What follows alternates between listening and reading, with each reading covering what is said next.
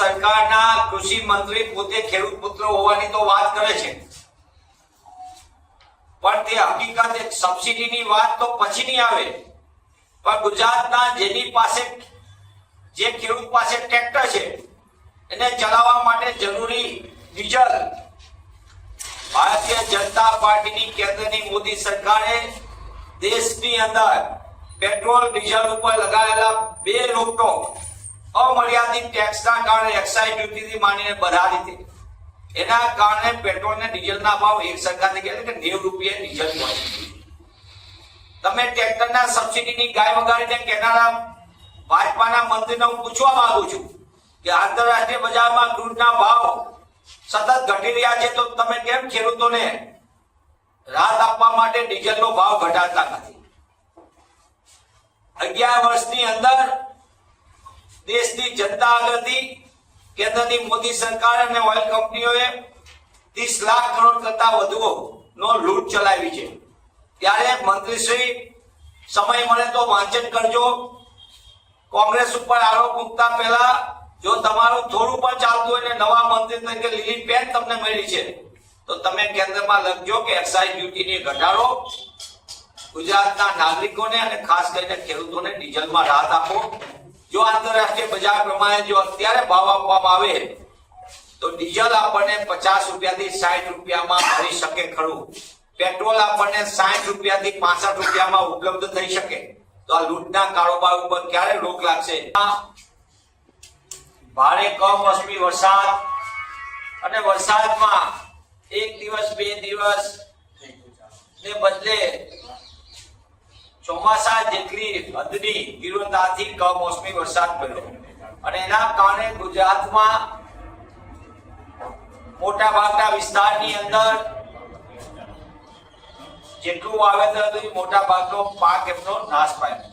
ખેતરમાં તો પાક આવી ગયો તો લણવાનો સમય હતો એ પણ નાશ પામ્યો અને જે વાવેતર હતું એનું પણ સંપૂર્ણપણે નાશ થયો. સરકારની સમક્ષ કોંગ્રેસ પક્ષ દ્વારા વારંવાર રજૂઆત, કિસાન યાત્રા અને ત્યારબાદની જન આક્રોશ યાત્રા અને કોંગ્રેસ પક્ષ સહિતના રાજ્યની અંદરની આક્રમક રજૂઆત બાદ સરકારને ના છૂટકે એ વાત તો સ્વીકારવી પડે કે 42 લાખ હેક્ટર જમીનમાં વાવેતરને નુકસાન થયું છે એવો પ્રાથમિક અંદાજ છે. સરકારે સર્વેના નામે ઠાગાઠૈયા કર્યા. વાલા દવલાની નીતિ એ ભાજપા સરકારની ઓળખ અને એની વચ્ચે ખેડૂત અને ખેતી અને ગામડું ભારે મુશ્કેલીમાં ધકેલાઈ ગયા. ગુજરાતના ખેડૂતો ઉપર પ્રતિ ખેડૂત 1,55,000 નું દેવા નીચે દબાયેલો ગુજરાતનો ખેડૂત અને આ ખેડૂતની સ્થિતિ એટલી નાજુક થઈ ત્યારે સરકારે માત્ર 10,000 કરોડ રૂપિયાના પેકેજની જાહેરાત કરી. લાંબા સમય સુધી જાહેરાત પછી અમલીકરણ નહીં અને હવે સરકાર એમ કહે છે કે અમે આટલા કરોડ આપી દીધા, પણ અનેક વિસ્તારને અનેક તાલુકાઓની એમાંથી બાદબાકી કરીને અને 50% જે નુકસાન થયું હતું એ પણ હજી સુધી ખેડૂતોને નથી મળ્યું ને જેમને મળ્યું છે તેમને પણ નુકસાનની સામે સાવ નજીવું વળતર મળ્યું છે. એકદમ સરકાર એમ કે છે, ગુજરાત સરકાર એમના પ્રવક્તા મંત્રી કૃષિ મંત્રી કે 42 લાખ હેક્ટર માં વાવેતરને નુકસાન થયું છે. બીજી બાજુ કેન્દ્ર સરકારના તાજેતરની અંદર સંસદના પટલ ઉપર પૂછાયેલા એક પ્રશ્નની અંદર ગુજરાતમાં 1/4/2025 થી 3 ડિસેમ્બર 2025 સુધીમાં કેટલા વિસ્તારમાં નુકસાન થયું તેનો પૂછાયેલા પ્રશ્નના જવાબમાં કેન્દ્ર સરકારે આપેલો જે જવાબ છે એમાં ગુજરાતમાં 0 દેખાડે છે. હું પુનઃ એ વાત કહું છું, એકદમ ગુજરાતની સરકાર અને આપ સૌના માધ્યમથી જોયું છે કે ખેડૂતો કેટલી તકલીફમાં મુકાણા, ભારે મુશ્કેલીમાં મુકાણા, બરબાદ થઈ ગયા. સરકાર જેટલું નુકસાન એની સામે 50%ની જ વાત કરી કે 42 લાખ હેક્ટરમાં, અને બીજી બાજુ કેન્દ્ર સરકારમાં સંસદના પટલ ઉપર જવાબ આપે છે કે 0 નુકસાની.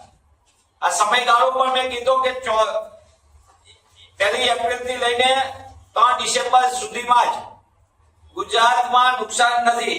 આંધ્રપ્રદેશ અને ઝારખંડની અંદર નુકસાન દેખાયું છે. કેટલા વિસ્તારમાં નુકસાન થયું આ કમનસીબી જુઓ.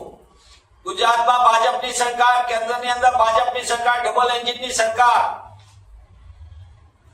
જો સરકારે વાત કરી હોત, સરકારે 2020 ની અંદર જો દીર્ઘદ્રષ્ટિ રાખી હોત અને ખેડૂતો માટે સાચા અર્થમાં નીતિ કરી હોત તો પ્રધાનમંત્રી ફસલ વીમા યોજના ગુજરાતમાં લાગુ હોત. દેશના મોટા ભાગના રાજ્યોની અંદર પ્રધાનમંત્રી ફસલ વીમા યોજના છે, પણ ગુજરાતની અંદર પ્રધાનમંત્રી ફસલ વીમા યોજના નથી. અને એના પરિણામે ગુજરાતને જે મળવા પાત્ર વળતર હોય, એટલે કે વાવેતરનું જેટલું નુકસાન એટલું વીમામાં મળે આપણને, એમાં પણ આપણે ન હોવાના કારણે આપણને એક પણ પ્રકારની આ લાભ મળવા પાત્ર થયો નથી. આ સરકારની, ભાજપા સરકારની ખેડૂત વિરોધી નીતિનું વધુ એક આ ઉદાહરણ છે. બીજું એક ઉદાહરણ, સરકારે કીધું કે 2022 માં ખેડૂતોની આવક બમણી કરશું, મોટા ઉપાડે વાત કરી, અને આજે જોઈએ છીએ કે ખેડૂતની આવક બમણી થવાને બદલે એમનો ખર્ચ બમણો થઈ ગયો અને આવક અડધી થઈ ગઈ. એના કારણે પણ ખેડૂત દેવાદાર થયો. ત્યારે આ સંજોગોમાં કોંગ્રેસ પક્ષ તરીકે અમે માંગ કરીએ છીએ કે જેટલું વાવેતર એટલું વળતર આપવામાં આવે. પુનઃ એ વાતને દોહરાવીએ છીએ કે જેટલું વાવેતર એટલું વળતર આપવામાં આવે. ખેડૂતોને માટે આ જીવન મરણનો મુદ્દો છે. પ્રધાનમંત્રી ફસલ વીમા યોજના ફરીથી ખુલ્લા મન સાથે ખેડૂત લક્ષી, ખેડૂતને કેન્દ્ર સ્થાને રાખીને ગુજરાતના ખેડૂતોને લાભ મળે એના માટે નીતિ લાગુ કરવામાં આવે. અને સરકાર NDRF અને SDRF ના જે નોર્મ્સ છે એ શરતોમાં પણ ખુલ્લું મન રાખીને ગુજરાતના ખેડૂતોને વિશેષ મદદ કરે, તો જ ખેડૂત ખેતીને ગામડું બનશે. ધન્યવાદ.